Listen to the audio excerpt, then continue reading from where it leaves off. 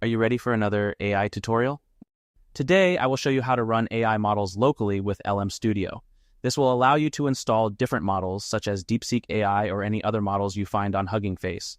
With this setup, you can have a free version of a chat model similar to ChatGPT to experiment with. The better your computer, the larger and more advanced models you'll be able to run. You can use it on Mac, Windows, or Linux, but today I will be using the Windows version. Click the download button and save the file somewhere on your drive. Wait for it to download completely and then double-click the installer to get started. Click Next, and now you can choose where you want to install it, preferably on a drive with a lot of free space. Click Browse and select your destination. I will put mine on the D drive and create a folder called LM Studio. Click OK, and then click Install. Wait for the installation to finish, and then click Finish. The first time you open the software, it will ask you to download an LLM model, which is a large language model. You can compare it to a super smart text predictor that reads a ton of content and then guesses what word should come next, like an advanced autocomplete. With ChatGPT, many people have become more familiar with this concept. Now, even though I chose the D drive, it will default to installing the model on my C drive, which I don't want. So I click Skip Onboarding. Now we see the main interface. The first thing I want to do is go to My Models. As you can see, we don't have any models yet, but the model directory is on C by default, not the drive I selected for installation. So I click the three dots and then click Change. Instead of that location, I will navigate to the D drive, select the folder where I installed LM Studio, and create a new folder called Models. I want my models to be in that folder.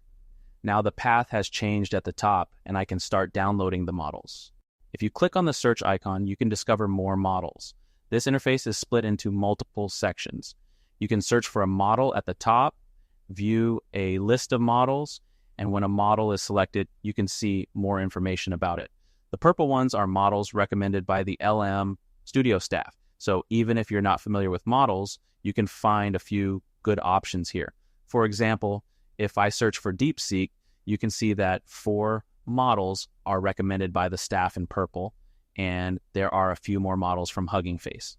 When you select a model, you can see a description of it here to help you understand what it's best for. You can also see the size of each model, and the more VRAM and system RAM you have, the larger and more advanced models you can run. If I select another model, you can see the size again.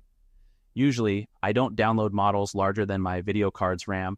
I have an RTX 4090 with 24 GB of RAM, so I usually stick to models around 20 GB max. Larger models may crash or be very slow. For example, this one is huge, and I have a red warning, meaning I can't run models that big, so there's no point in downloading it. Let me clear the search.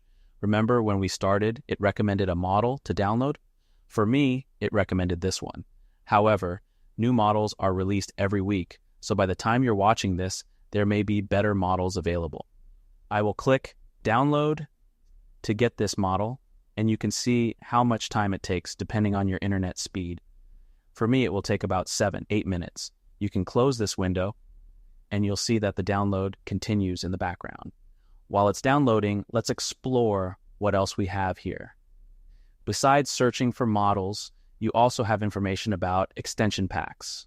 In this window of LM Studio, you're managing runtime extension packs for llama.cpp, which are different engines used to run AI models. You also have system information here, such as CPU, memory, and so on. If you see a question mark icon, you can find more information there. For example, the guardrails option prevents loading models that are too big and could crash your system. Right now, it's set to strict, but you can change the settings if you'd like to test different options. Let's close this screen and explore more. This screen is for developers, so if you're not a developer, you probably won't need this. The most important section is the chats area, as this is where we'll spend most of our time. From here, you can select your models. There are no models yet since ours is still downloading. I definitely need to update my internet speed soon. You also have a settings button where you can check for updates, choose from a list of available languages, change the color theme, and prepare for some flashes. These are the themes they offer. You can also adjust the interface complexity to match your knowledge level. You can show or hide side button labels, as you can see here. I'll leave it off since the icons make sense to me. There's also the same guardrails option I showed you earlier and a few other options, but the default settings seem fine for now. Let's check the download, and yes, it's finally finished. You can load the model directly from here once it's downloaded, but I'll close this and show you how to load it manually. Right now, there's only one model, but if you have more, you can easily switch between them here. Once you select a model, it will start loading and you'll see a blue progress bar. Now that it's loaded, let's test it. There are some prompt suggestions here, but you can hide them if you prefer. Here you can type your message. For example, if I say hi, it reacts very quickly. Now, depending on the question, it may take longer because it needs to think. In this case, it took almost 2 seconds before giving an answer. You can chat about anything, just like with ChatGPT. The intelligence level depends on the model you're using. Some models might not be able to answer simple questions like, how many times does the letter R appear in the word strawberry? But this model seems to give the correct answer. Of course, you can follow up with more questions. It's quite useful, and of course, it's free. In the top right corner, there's an icon that shows more settings for the model you're using. These are more advanced options for users with more experience. For some models, you can set a system prompt. Let me create a new chat.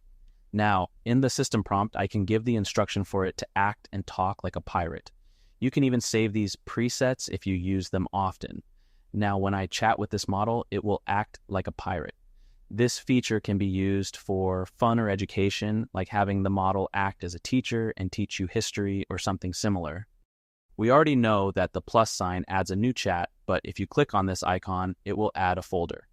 You can give the folder a name to stay more organized, and inside that folder, you can drag your chats. This makes it easier to find them later. You can also delete the folder along with all its content if you want. Now, I'm left with just one chat. From these 3 dots, you have more options. If I click on Show in File Explorer, I can see that for each conversation, it creates a JSON file. You can open these with Notepad if you're curious. This will let you see all the settings and how the conversation was structured. Let's go back to the interface and close this sidebar. Now, I'll go to Discover and search for a model. I tested one yesterday that you can find by searching Flux Prompting. This is a model that can generate prompts for AI generators like the Flux model, which needs detailed prompts. It's based on the Llama model, and you can read more about it here. You can download it if you want to give it a try. Okay, the download has started. Let's see what other models might be useful. By the way, when you see token limits, each model has a token limit. This is the amount of text it can process and still understand. If the text is too long, it will only read the first part of the message. So each model has its own token limit. Some can handle a few pages, while others can read an entire book. For example, when I type here, you can see it shows the token count. The more I type, the more tokens it uses, which helps you gauge how long your text is and whether your model can handle it. For instance, this model has a token limit of 1 million tokens, which is huge. So explore different models and try to find one that specializes in what you need. Some models are focused on coding, others on language, and some on math, so you'll want to choose the right model for the task at hand. For example, this model seems to be good at math, and there are more options here. For instance, this one is smaller and possibly less advanced since it was trained on only 1.5 billion parameters, compared to this one that has 7 billion parameters. This model, for example, has multilingual capabilities, so it might be good for translation or learning a foreign language. It's 5 gigabytes, so let's click download and give it a try. Let's search for a vision model that can read images. Theoretically, all vision models should be able to read images, as you can see here. It says it supports image input. However, from my tests, not all of them can read images accurately. This one can read images, but it's not always precise, which I'll show you later. All vision models have this eye icon that indicates they can process image inputs. I'll click download so we can test it later. After waiting a bit, everything has been downloaded. Let me quickly close this. Now let's start a new chat. We click on the model, and now we can see all the models we've downloaded. Let's begin with the Flux Prompting model, which specializes in generating prompts. I can type directly what I want to see in my prompt, like a cute ninja bunny in a bamboo forest, and look at this long, detailed prompt I get. That's pretty cool. You can use this button to copy the prompt. Now let's test it. I'll use local Flux with the comfy UI interface. I have tutorials on my main channel, Pixaroma, if you want to install it yourself. Just keep in mind you need a good NVIDIA card, and to run Flux effectively, you'll need about 16 gigabytes of video RAM for decent speed in generation. I'll cancel this because right now we're running both the model we use to generate the prompt and the Flux model, so it's slowing down the generation in some cases. I want all the memory to focus on the generation, so what I like to do is use this eject button, which unloads the model from memory. Now I can return to Comfy UI and run the workflow. It takes about 15 seconds or so on my video card, and the result is this one. Pretty cool. Let's test it with another prompt. We can use this button to reload the model, or we can select it from the top. It usually loads pretty quickly. Now I asked for a cartoon cat in the same environment, and I got this long prompt that Flux models like. Let's give it a test quickly. And the result is this one. The Flux prompts are really nice, it seems. Let's try another one. I'm reloading the model, and now I want a samurai cat. I get another long prompt. I'll copy the prompt, eject the model, paste the prompt, and run the workflow. The result is this samurai cat. So I'm quite happy with this model. It's definitely worth a try. Let's create a new chat, and now I'll load this model called Aya, which seems to be good with different languages. Let's try something simple like counting from 1 to 10 in English, then also in Chinese and Romanian. The result seems accurate. You can use this model for studying and learning new languages or chatting with it in a foreign language to learn new words and have fun. If you don't know how to do something, just ask the chat and it will give you some ideas. Let's create a new chat, and now I want to try a vision model, like this Alava one that has the eye icon so it can see images. As soon as I add this model, we can see a new icon here that lets us upload an image. By the way, many models also allow you to upload a document like a PDF or text, and you can ask questions about the content in that document. So let's test it with an image, maybe the cat I generated earlier, and ask it to give me a long, detailed prompt for this image. I got this response, so it seems to be looking okay, even if it's not too long. Let me try with something else, like this new image. Somehow it mixed the first prompt with this one, which was unexpected. I hit regenerate and got a similar response, and it also says 4 buttons instead of 3. Let me create a new chat and try again. This time, it got it almost right, but it still says 4 buttons. So I'm not too happy with the results I got from this model. For getting prompts for images, I usually use ChatGPT since I have the paid version. I go to Explore GPT, which lets me explore GPT models created by other people.